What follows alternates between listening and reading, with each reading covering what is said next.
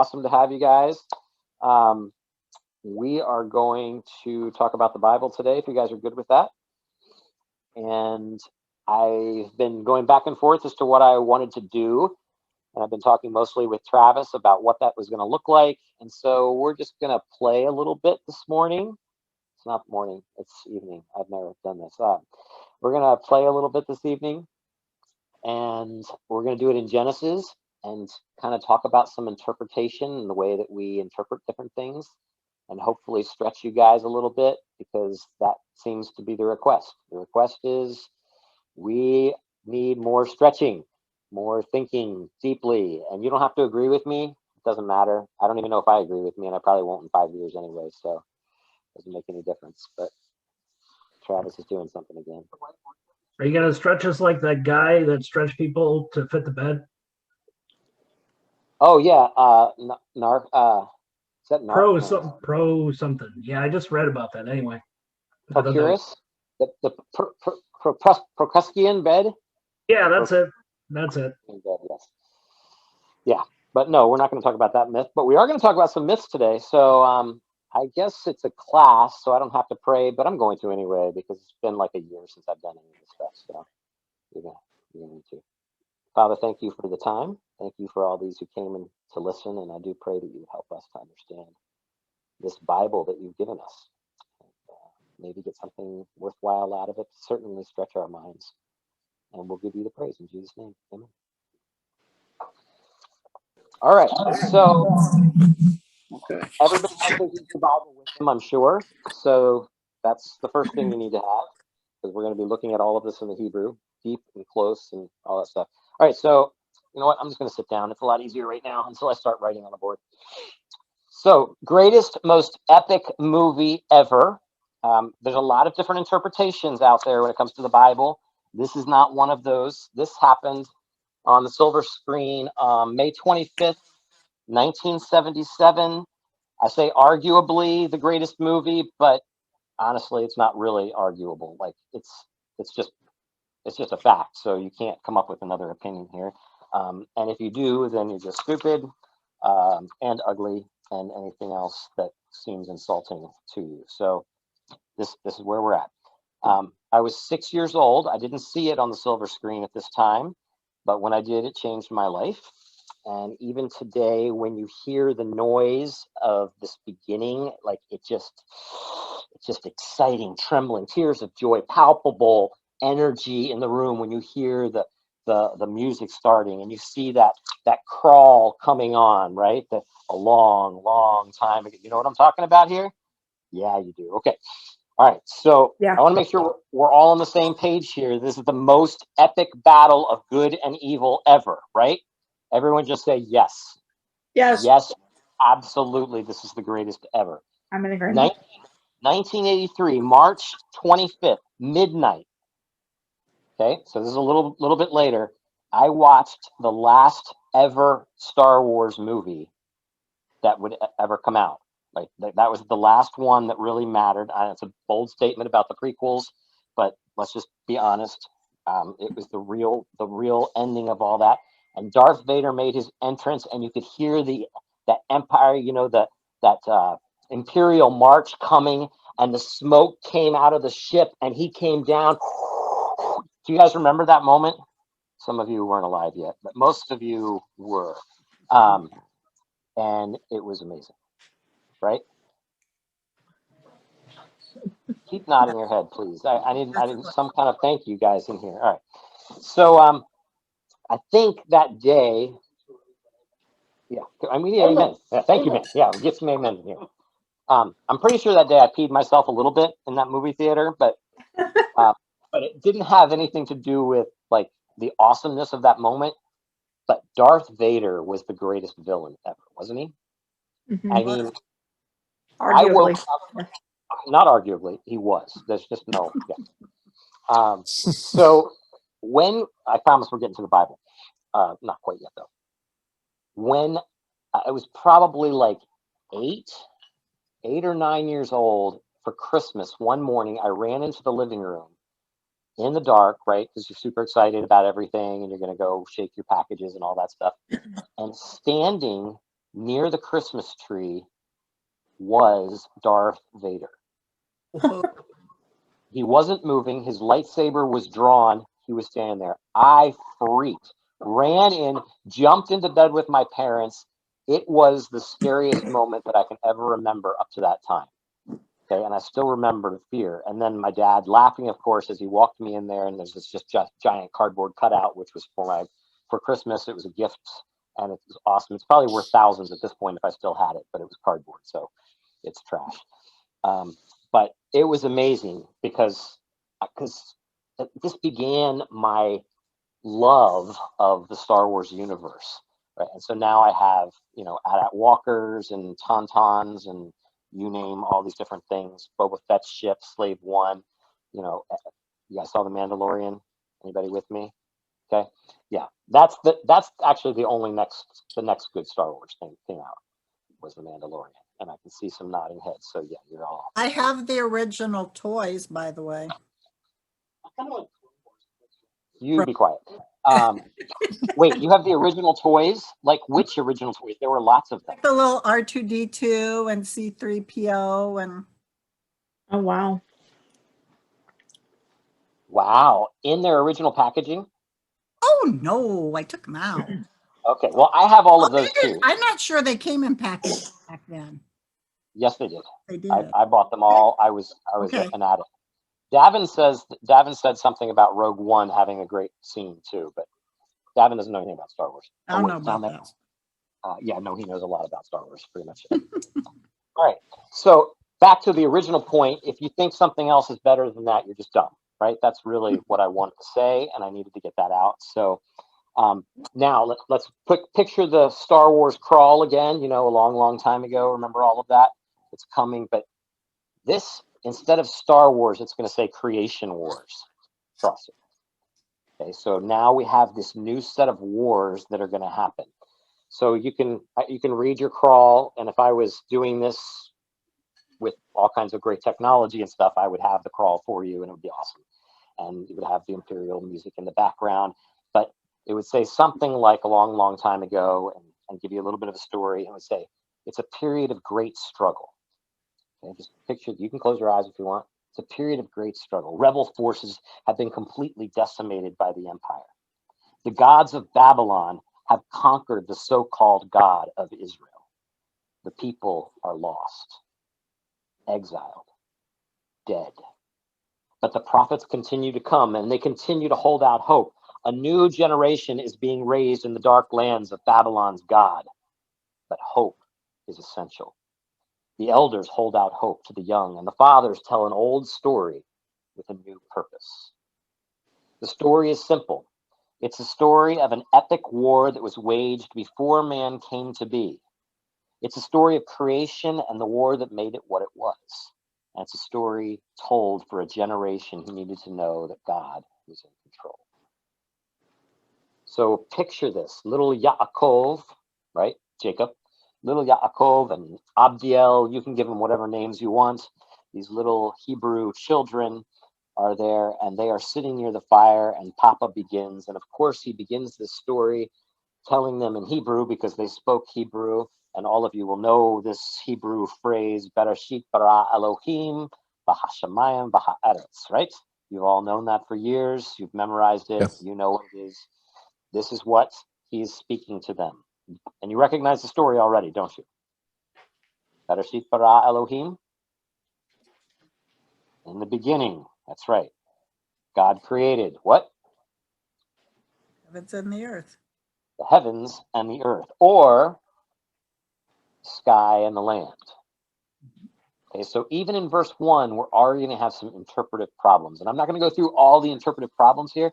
I just want to play with our minds a little bit to realize that there are lots and lots of different understandings of this so-called primeval history, of these first 11 chapters. And there's a primary part of this that we're going to get to. So in the beginning, God created the heavens and the earth. Okay, we have lots of questions to ask right away. In the beginning of what? What are these heavens? Is this the place that God lives, or is this the sky? Is it is the earth the land? Because Eretz, the land of Israel, Eretz Yisrael, is is the land. It doesn't necessarily mean a planet, a round planet. So, but back up a little bit, because what we have is this Star Wars story, this creation war story in 5 parts. Okay, it's not a little story, it's this huge story. This book, Genesis, is only one piece of this story, just like Star Wars.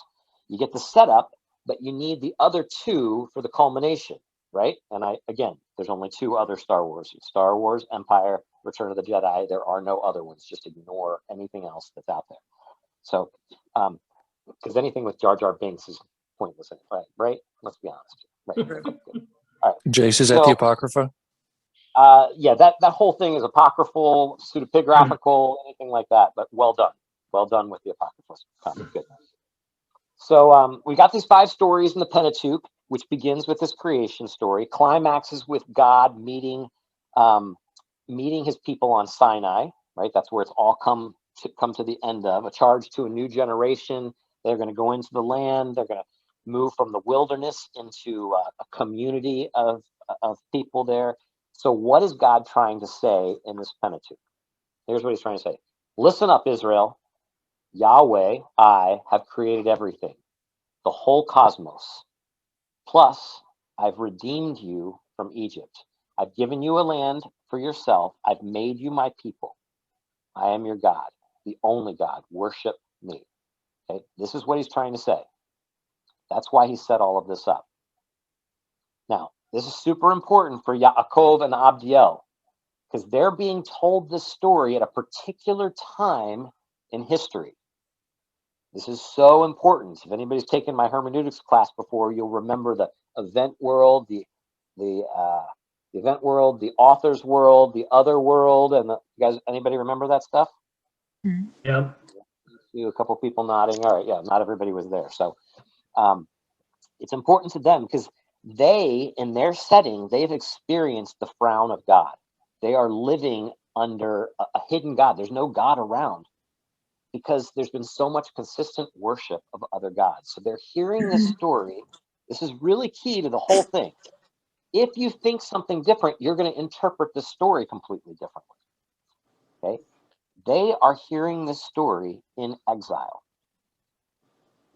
Right? So this is a key part of this. Almost all scholars, not all, because I'm never going to be able to say all about anything, right? Because there's always somebody who disagrees with everybody. But the consensus is that this is written probably, well, certainly in the 1st millennium BC. Okay, not 2nd millennium when Moses is around, but probably during the exile. So we're talking about 500s, right? So the North, remember the North got exiled in 722, the South got exiled in 586.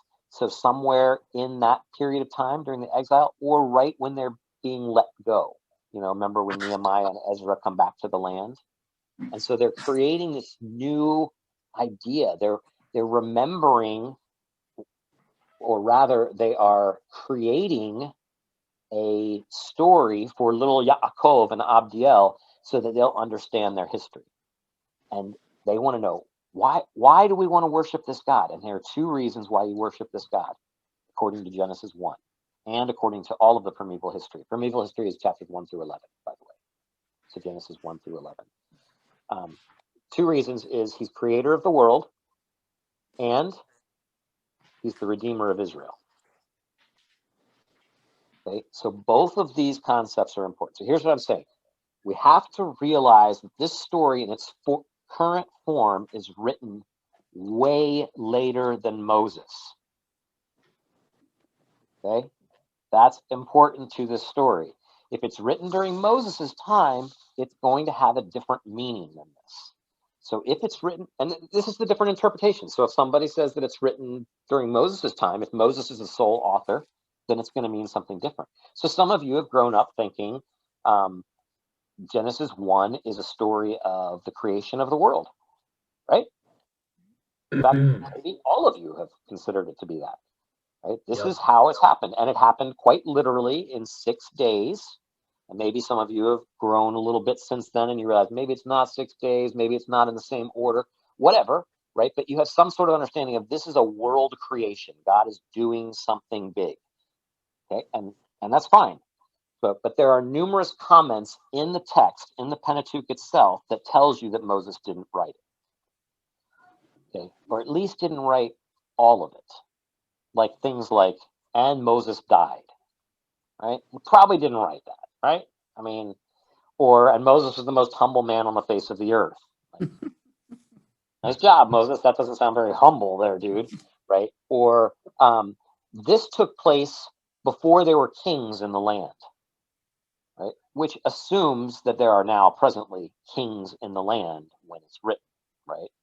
Or this took place, they did this act throwing salt over their shoulder because it meant this at that time, right? So it's somebody later on coming back and saying something about it. Now, I am not saying that Moses had no hand in this at all, that there were no primitive stories written way back during the time of Moses. I'm saying the form that we currently see is written during the exile, or is so heavily redacted during the exile, edited, that it has a new story for a new group of people. This is essential to understand. It's not the event world, right? Remember, we'll do a little bit of hermeneutics here for a second. And there's no black. Blue it will be. Can you see me? This is the event world. Are you able to see me? I can't see the board. You can't see the board? It's There's a hard to light. see. There's a light. There's on a the board. light right where you wrote. Right where you He's wrote, right. there's a light. Okay, so can you see over here? Yeah. Yeah. Okay, so here we are, right? We are scholars. Wait, which scholars? So we need a hat that goes up here like this, like this. Ah, there we Right? go. And we are looking back into the future in our Bible, right? Some of you will remember this phrase, this illustration. So we're doing it from our place within the church, 2,000 years after Jesus, 2,500 years since this text, maybe 3,500 years since Moses was around. Okay, we're trying to look back, and so what we often do, and with our, well, we got binoculars, of course, because we're sophisticated. What we often do is we look all the way back to this world, which we call the event world. Okay, the world of what actually happened. Okay, so in this case, it's creation. God has created the world, for instance. So we're looking at that moment. But what we should be looking for is this world, the author world. Why is the author writing this text? Because remember, ink's not cheap, paper's not cheap. Like, they can't just do that whenever they want. They can't just grab out new paper, right? So this is really important. Why does this author tell this story? And then why does he tell another story, another creation story, chapter 2, right after it? Like, the first one says, this is the account of the creation. The second one says, this is the account of the creation. I mean, just look at it, right? We've got two different accounts, and they're similar, but you know they're very different. When we get to chapter 2, I'll show you how different they are. So majorly different, because they have different reasons for being written, but they're working together. So this chapter 1 is written by what we call a Yahwist. Is this too in depth, what I'm talking about here?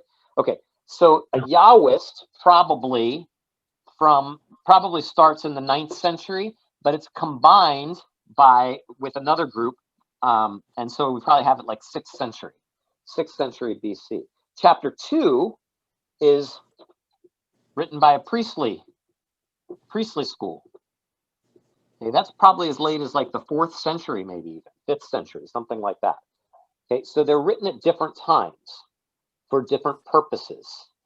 So author, we don't know. We'll just call him, I don't know, somebody want to name? Donald. Okay, Don, you get the privilege of being the author of this one. All right. Okay. And why does he want to tell this story? What's happening in their life that they need to hear this particular story? Not just giving them history. That's not the point. Nobody's just going to write something for historical reasons. That's not the only reason you do things back then. You can do that, but it's very unusual to do that. There's also another one, just to complete this, which I call the other. Other interpreters are going to go back and they're going to read the author's story of the event. And they're going to reinterpret what he's doing, or she. In our case, it's a patriarchal society. It's always going to be he, right? Women can't read or write. Most men can't read or write. Okay, other. And then finally, this is the us world. So only then can we start making implications or applications for ourselves. So, but this is the world that we always forget. This is the world I'm most interested in, to be honest, because it's Second Temple interpretation of the old. But we always forget that author's world, and it's so important because if they're in the exile or they're back in the land, then that's going to change the reason for their writing. Okay, so the current shape is this, and these two creation stories back to back, and it shapes the purpose. Is all I'm trying to get across. But if you read the book Animal Farm, anybody read Animal Farm before? Yeah. Yes, look at all these brilliant people. Okay, so if you read Animal Farm and you read it like you would read most books that you're reading, you would read that and you could picture the pigs standing up on two legs eventually, right? You can hear that, you can see the barn that has the commandments of, you know, all animals are created equal, and then as it starts to change, you would see but some are more equal than others, right? You remember all that stuff?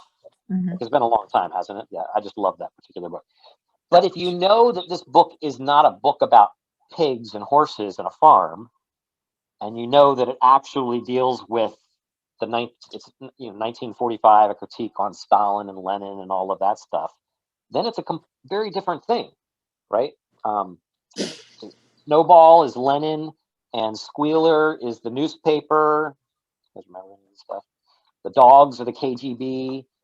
That he gets around him, that the main pig gets. Yeah, anyway, if you know that stuff, the whole story comes alive in a different way, right? You know the history of that. So if we know what's going on when they're writing this text, the story will come alive in a very different way. So here's a phrase. If anybody's writing things down, you don't have to. I couldn't care less. But here's a phrase that you want to remember. The Old Testament is Israel's story, written in light of national trauma, exile, to encourage continued faithfulness to God. The Old Testament is Israel's story. That means it's not your story, right? It's Israel's story written in light of national trauma. I'm going to argue that's the exile. That's when the people are kicked out of the land. And it's written to encourage people to continue to be faithful to God. So now it's not a history story about the creation of the world. It's a story with a persuasive purpose, trying to get them to feel something, to do something, to be faithful to God. Now what you might be saying is, well, here, I know what the story is about. It's about creation ex nihilo. All right. You might not know your Hebrew or Greek, but you probably know your Latin. What does that mean? Out of nothing. Creation out of nothing. Good job. You guys rock. Okay. Out of nothing. Right? So it's creation out of nothing, ex nihilo. And maybe. But if this isn't a story about creation at all, or at least not only about that, do you think that's the argument that the author's trying to make? Do you think that the author actually believes that this is made out of nothing? So where do we get the idea? It's not in Genesis that it's made out of nothing. I mean, how does it start? In the beginning, God created the heavens and the earth was without form and void, which it's really better translated. When he was creating the heavens and the earth was without form or void, and there was water over the face of the deep. Remember all of that stuff? So what we basically have is this ugly, messy thing, which we're going to talk about. So there's something there when he begins his creation. So where do we get the ex nihilo idea? We get it from Hebrews 11, chapter verse 1 or 2, I think. Right there in the beginning, it says, says something. You guys brought your Bibles, right? Hebrews. This is in the New Testament, right? Hebrews, yeah. Hebrews 11. Let's see. It says, by faith we understand that the universe was formed at God's command, so that what is seen was not made out of what was visible. And so for years, the church has been saying this means created out of nothing. But you can read for yourself. It doesn't say that. It just says out of something invisible, right? Something that's not visible. But could that mean out of nothing? I guess it could be, but it doesn't have to. Or Colossians is another one that kind of seems to say it, but it doesn't really say it. So if you're going to argue for creation out of nothing, you can't do it from the Bible. You can do it from logic. It makes sense, right? Like otherwise we have creation that there's something, a material universe forever. So you have an eternal creation. And there is that verse in John, which implies quite a lot, right? If you thought about John in the beginning, because he's using the same kind of language. There was nothing made without him, right? So there was nothing, and then he created those things. So that one definitely implies that that's happening. So Hey, Jace. anyway, yeah, go. Hey, I have the New Living Translation, and it says, "By faith we understand that the entire universe was formed at God's command. That what we now see did not come from anything that can be seen." Right, same thing. Yep. Yeah, So but I mean, it's not saying that it's nothing. It's saying it can't be seen. So that's exactly what my point was. Yeah, oh, okay. I'm sorry, I missed that. Like atoms, too small to be seen. correct. Perhaps. Yeah. Or yeah, you can't see things, but they're there. That's like atoms, invisible things, things that are too small for us. All I'm saying is this doesn't prove anything. It doesn't prove that there was something made out of nothing, because that's not the point of the text. We want to be careful not to grab too much information from texts that aren't designed to tell us that, right? Like I'm going to argue later on. The point of this text is not to argue against evolution. Nobody's thought of evolution. There's nobody in that world that thought about evolution before. Everyone knows the gods create the world. There's no argument. So this text is not designed to defeat evolution, and we shouldn't use it that way. Now, there might be other places that are, but this one isn't designed for that. Let's just be fair to the text. Let's keep ourselves really open to what the text is actually doing. Okay, so let's see. Let's go into Genesis chapter 1. Start our text. Try to read as people 2,500 years ago might have read. I'm going to read my translation. Read whatever you've got. NIV or New Living Translation is great. And we'll see some things that we want to deal with. I'm not going to go verse for verse through the whole thing. I want to get us a big picture of the first chapter. I don't know when we'll stop, but I mean, we'll stop at 9, but I don't know where we'll be and what I've prepared. So in the beginning, when God began to create the heavens and the earth, or the sky and the earth was, what do yours say there? Formless and empty, without form and void. Yeah, I see all of you guys talking, but you're all muted, so I don't know. Tohu vavohu, right? Something like that. That's right. Shapeless. Yes, shapeless. Good. Yep. But Todd got the Hebrew pretty darn correct. I didn't hear him, so I'm going to assume he got it perfectly correct.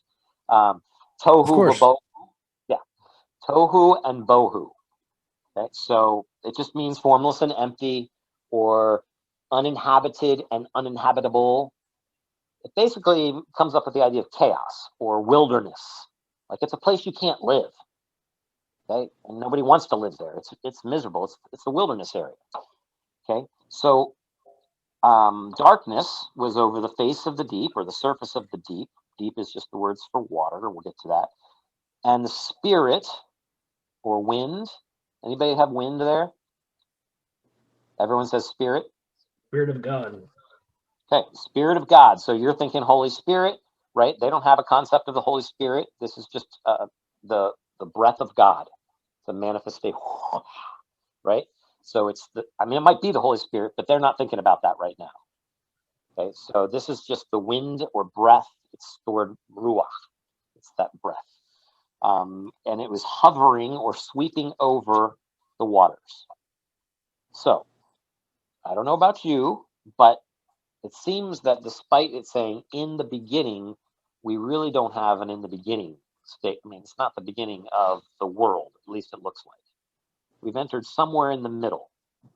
The beginning of something, but not the beginning of the universe. Because the authors don't care about telling you the beginning of the universe. That's not the point of the text. It's not that God didn't create the universe. It's not that he didn't do it out of nothing. Maybe he did. All of that stuff can absolutely be true. It's just that this text isn't designed to tell you that stuff. Okay, especially if you have it much later. So they're starting with, like we said, the water and this mess earth. See that mysterious word right there, deep, right? Like we don't use that word very much, but it's just the word waters. It's an abyss. It's a messy, dark void of anything except for water. You can't breathe there. So we got this formless and void thing coming on, this tohu and bohu, without shape, emptiness, chaos.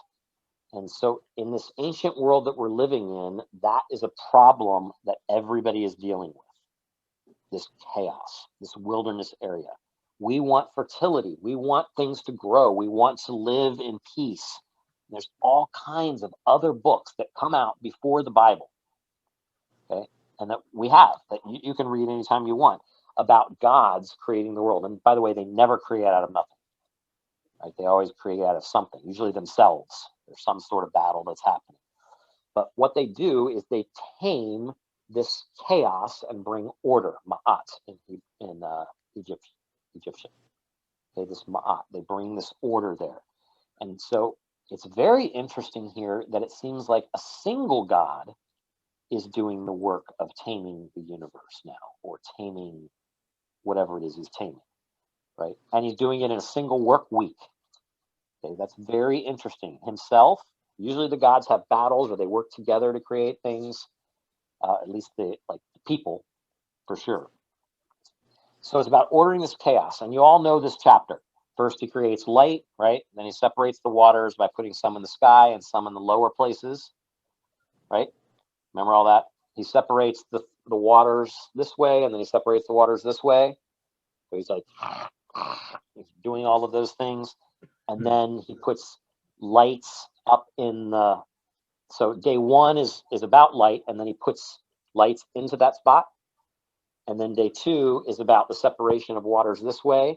And then he fills this with stuff, and he fills this with stuff on day 5. And then it's separation of waters this way. And then he fills this part, the land that's appeared. The land was there all the time. The waters receded and moved back. And so now he's doing all that. So he's putting a sun, he's putting a moon, he's putting stars to govern these different things, and the fish and the birds to govern the other things, and then man and animals to govern the land. Okay, so he's ordering things. Everything has its place. This is what the creation story is about. So, anybody like gaming? And I don't mean computer gaming, like board gaming. Okay, Brad likes it. Yeah, a couple of Angie. And okay, yep. So like, I don't know the cool new stuff, but like Monopoly is what I used to play with my kids when they got old enough, and everybody should know Monopoly.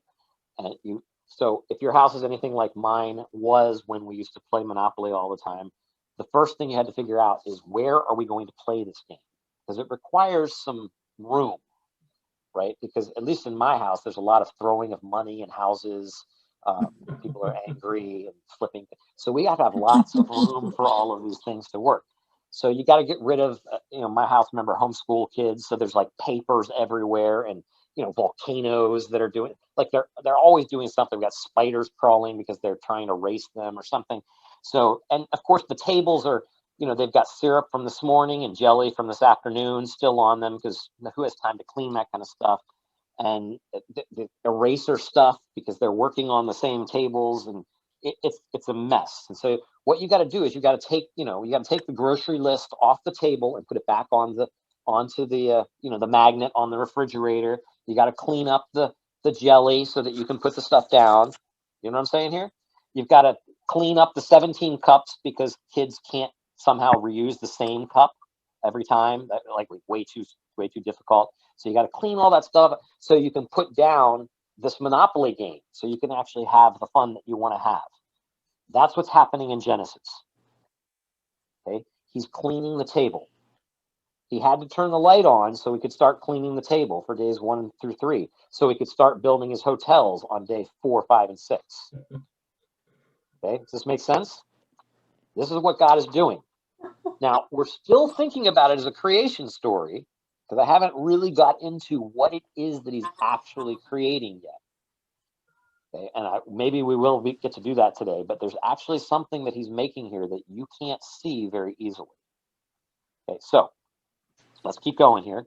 We'll look a little bit more closely, at least through a few verses here. God said, "Let there be light," and there was light. God saw the light was good. He separated the light from the darkness. God called the light day. Darkness he called night. There was evening and there was morning, first day. Notice no sun, moon, or stars, right? Just light, darkness. Sun, moon, and the stars don't show up until day 4. Okay, so there's something happening. He's turned the light on, but he hasn't used the sun to do it, at least in the narrative here. So he's got to be able to see to do his work. But when he does fill the days, the sun, moon, and the stars, it's almost like the author of Genesis is picking a fight. We're going to see that in just a second. So jump to verse 14. Yeah, I'm skipping a lot because I want to talk about interpretation and not about every little detail, because I could talk about verse 2 for 6 hours probably.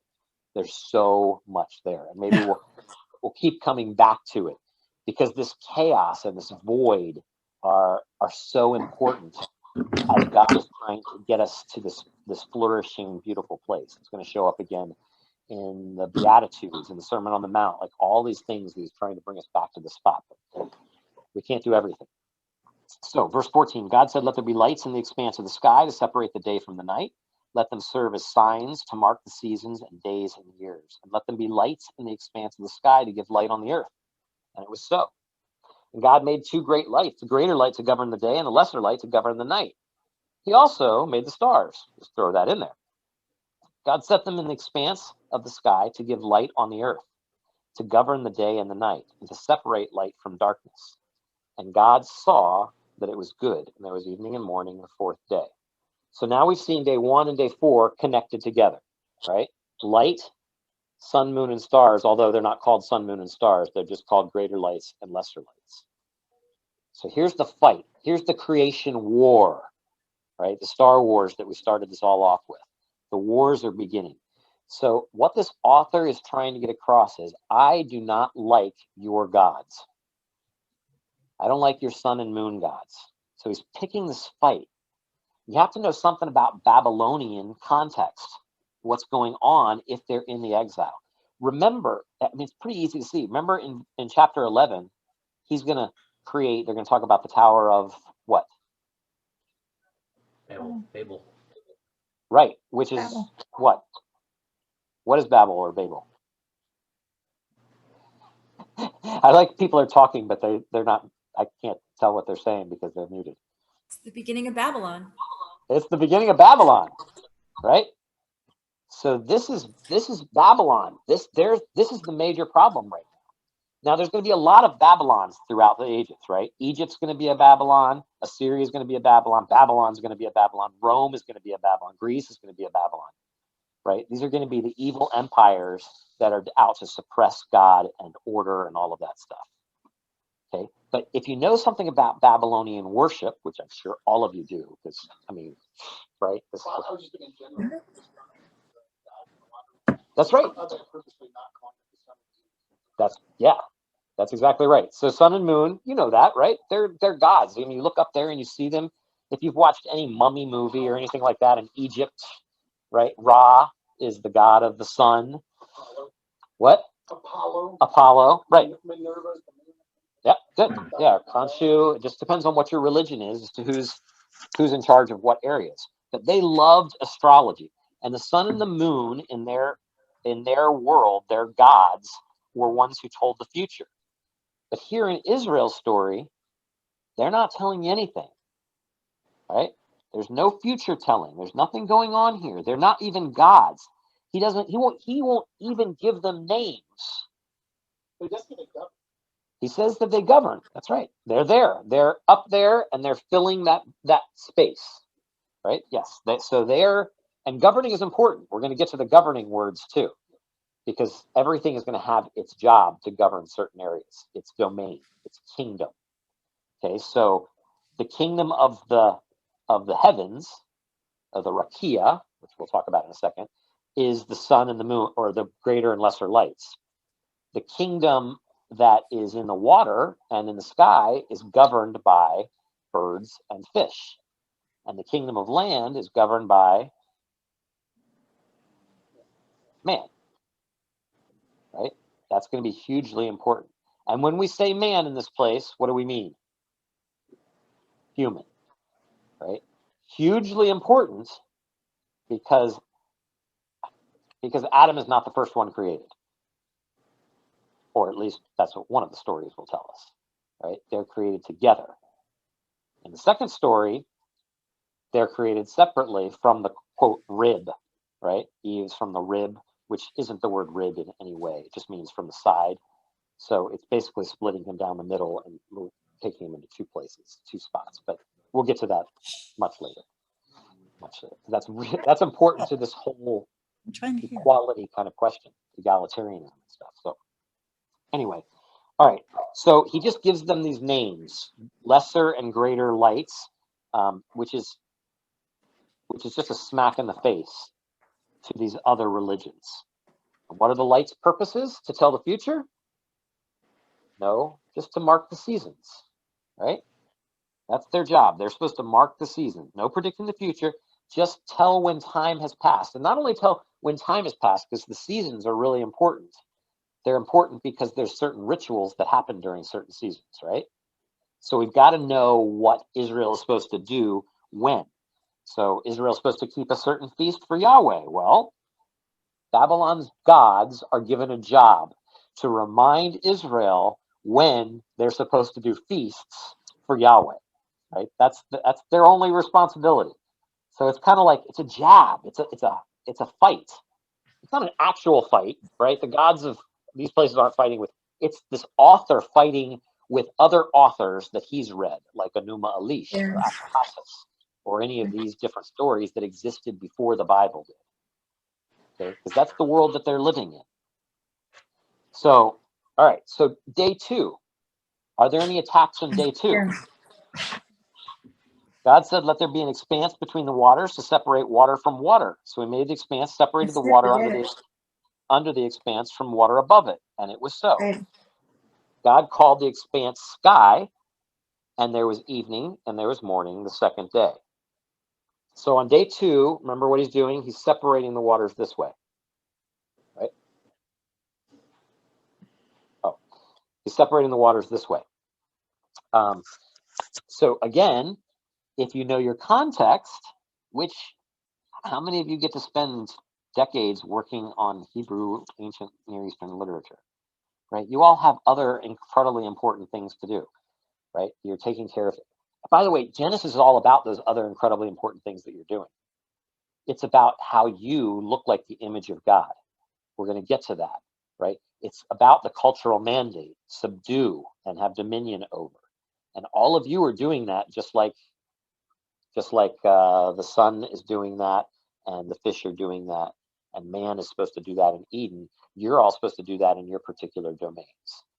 Okay? This actually applies to us. We can get to the us world. I get excited about what it actually means, but we can't. We got to go slower. So, how much time do I have? 11 minutes. I have like 10 minutes. Okay. All right. So if you know this Babylonian story, like Enuma Elish, anybody had to read Enuma Elish before? Anyone ever even heard of Enuma Elish?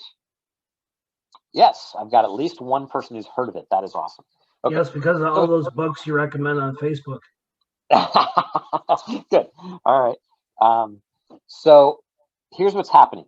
Enuma Elish is kind of this big soap opera where this god named Marduk, not Marmaduke, not the big dog thing, not that guy. Marduk has this long-standing animosity with his great-great-grandmother named Tiamat.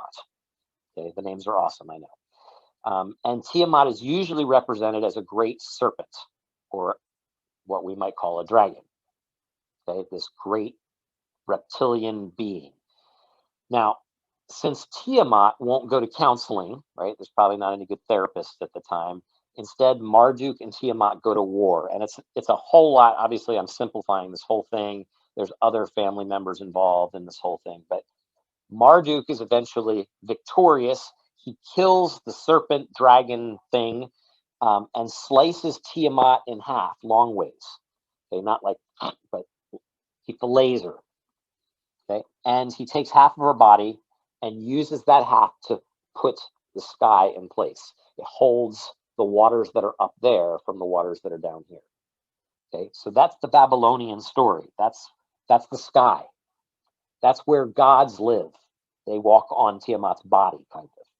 All right, so it's holding it up. So now Israel is telling you a different story, right? That's not Israel's story, even close to it. They have this like right hook to Babylon again. Like anything they can do, this author can do to rock them. So Yahweh, this God, doesn't do battle at all. Right? There's no fight going on here. Although, if you look closely at verse 2, if you've got your verse there, you'll see a word there that says deep. We talked about that earlier. That's actually the Hebrew word tehom, and it has the same. I could write it on the board, but I can't imagine that it would be helpful to you. But tehom has the same letters, the T, the H, the M, and then the T at the end, right? Tehomat is that Tiamat word. So it's possible that he's playing with that. Or it might be that the language has just changed over time.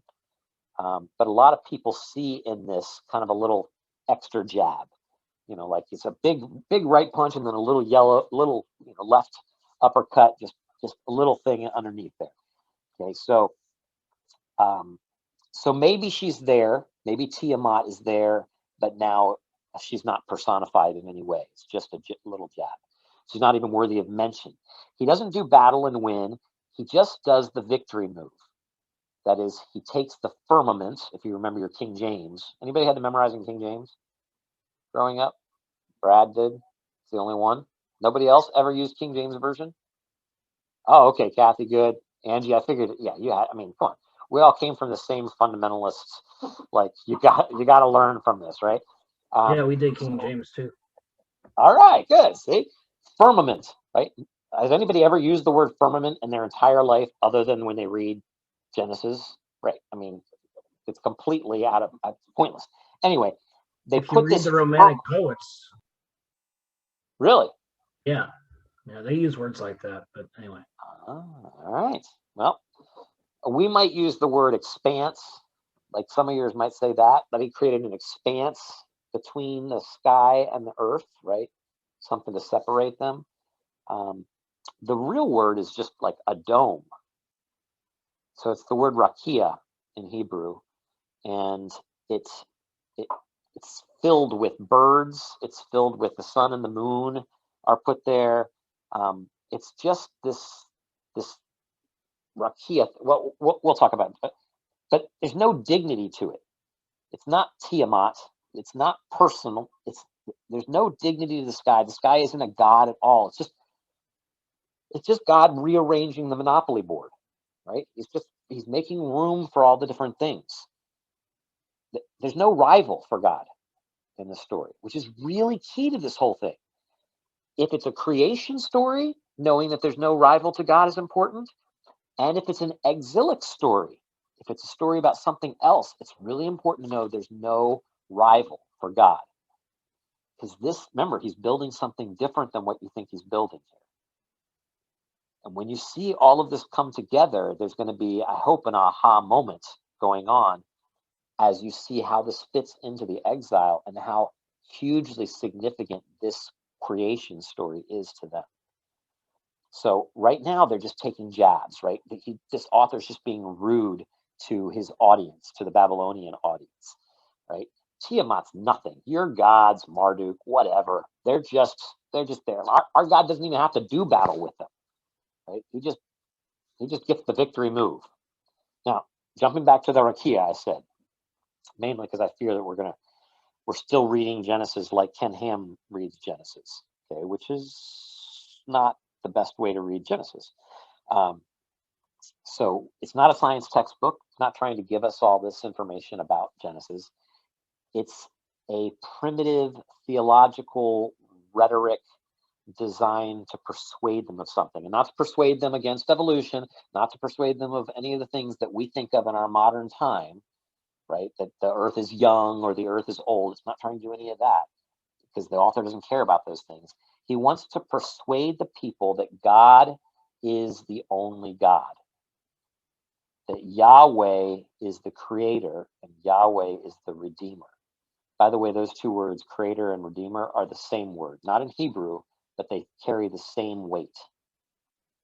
A redeemer, one who saves, is one who recreates. So it's a creation and a recreation story, which we'll get back to as well. All right, so the Rakia is just another example of an ancient Near Eastern cosmology that is readily adapted to the storytellers of Scripture.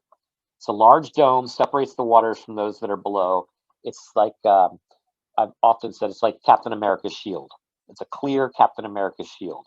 It's this big piece of metal, right? And it's hammered out like this. And you can look up and you can see the sky, right? It's like being in a snow globe, but the water's on the outside. Does that make sense? You look up and you can see the water, and you can breathe because you're in the snow globe. That's good. So, all right. So I don't want to walk through every single part of this passage, and it looks like I got 3 minutes. So let's glance at verse 31. It's an aquarium that you can walk into. Yeah, that's good. Yeah, like in Florida, they've got you can walk. Yeah, okay, you know what I'm saying. All right, so God said, "Let us make man in our image, in our likeness, and let them rule." Let them rule over the fish of the sea and the birds of the air, over the livestock, over all the earth, and over all the creatures that move along the ground. So God created man in his own image. In the image of God, he created him. Male and female, he created them. Do you see that? He created man in his own image. In his image, he created male and female. So he says humanity is created as male and female, right from the very beginning. There's no separation taking place. None of that stuff's happening in this story. Jace, got a question for you. All right. Mine, in verse 26, it says, "Then God said, let us make a man." Who's Right. us? Who is the us? Oh boy. Okay. So I have 1 minute to answer that, Ith. All right, so I'm going to give you the 1 minute answer, and then I'm going to just shut it down because I want to talk about image and all the other things, and we'll just do that next week. So the 1 minute answer is the heavenly council. That's like a 1 second answer, isn't it? There we go. So there's a council that meets in ancient Near Eastern literature that comes together to make decisions about things. And they're a cosmic council. They're filled with the different gods would get together. So maybe Baal and El and Marduk and Tiamat or whatever would all get together and they would talk about these things. So this is the council of the gods that is meeting together. And they meet on a cosmic mountain, the cloud and all of that stuff. And they would have this conversation. But what's fascinating about it, by the way, the council shows up several times in the Bible. There's lots of different, probably 3 or 4 other times that it shows up. One of those times is in the book of Job, when the Satan, the adversary, comes, and there's this group there. But there's several other ones too. A prophet comes out. Isaiah is in the divine council room with them. But the idea is that these gods make decisions about things. But the divine council in the Bible is very interesting. It's It's very similar to the ones in the ancient Near East, the rest of the other stories, but it has these distinctions, which is always the case, right? Because they know the story that they're living in. They know that world, and they're taking that world that they know and they're putting it on paper, and then they're making changes. And it's the changes that come in there that are telling you what the author's trying to do, right? So in this particular one, this divine council isn't going to make any decisions. Yahweh's just going to make the decisions, right? But they're there. So let us make man in our own image. And then he's going to do it. But what we have to ask is not who are the us, although that's hugely important, but what does it mean to be made in the divine image? What does it mean to be made in the image of God according to Genesis? Not according to Paul. We'll ask that question too, but we have to be fair to the text because we want to see if Paul is understanding it the way that Genesis understood it, the author of Genesis, or if he's elaborating, if he's taking it further, which, by the way, he always is, because the New Testament is talking for a different time period, right? So the people who are in exile need to hear this image language, this Selim language, an icon. It's an icon. And this is the key to Genesis, okay, is this image concept.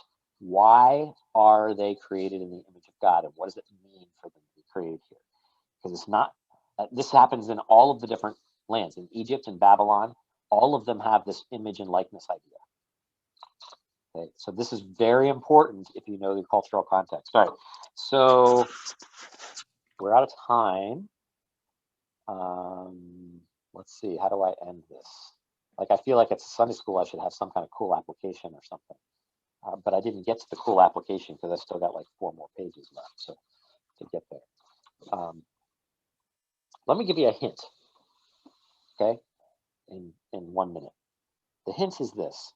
This image of God is royal language for subduing the world, for governing their particular areas. So if you are created in his image, that's huge for the average person to hear. It's not just the president of the United States that's created in the image of God. It's every single person is called to subdue their particular areas, the kind of thing we already talked about. Okay. And what does it mean for them to subdue? Well, in chapter 2, we're going to hear that they're told to guard and to protect and to keep this garden. Okay. And those words are hugely significant. They tell us what God is creating here. Okay. We're going to be told that Adam, mankind, walks and talks with God. We're going to be told that the garden is planted in a certain place.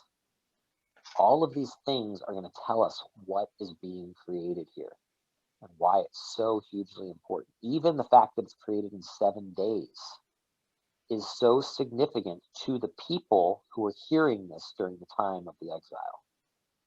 All of these things add up to telling us what's being created and why their image is so important, why their representation is important. That's what we're talking about. They represent God in a certain way. Okay? And you may have already figured it out because I've given lots of hints, but you're not going to get it from me, at least not this week. Like where the story is going. So what I'm hoping to do over the next few weeks is go through the first few chapters of Genesis and bring up interpretive things that would change the way we read things. That's what I'm going for. So if you believe it's 5th century, or you believe it's 10th century, or you believe it's 15th century before Jesus, that's significant as to how you would interpret things. Okay, so the Eastern Orthodox Church interprets things differently from the Roman Catholic Church, right? That was the Great Schism in the 12th century. The Protestant Church differentiates between both, right? That's the difference in the 16th century, 15th century. Yeah, whatever. Martin Luther, 1531, 16th century. Yeah, 1531 or 16th century. Yeah. Anyway, so they read these things differently because they're coming at it from different cultural backgrounds themselves. Right? So Protestants are fighting against Catholics, so they're going to interpret this different. The Orthodox people they see the fall of man completely differently than we do. They don't see it as a fall at all. And they focus on the creation story instead of the failure story of Genesis 3. So it opens up new ideas, and Eastern Orthodox is huge, just not in America. It's getting bigger. All right, I could keep talking because I have all these cool things that I want to throw in here, but I need to stop because I want to be somewhat close to through to the time because you got kids and stuff like that. So nice to see everybody.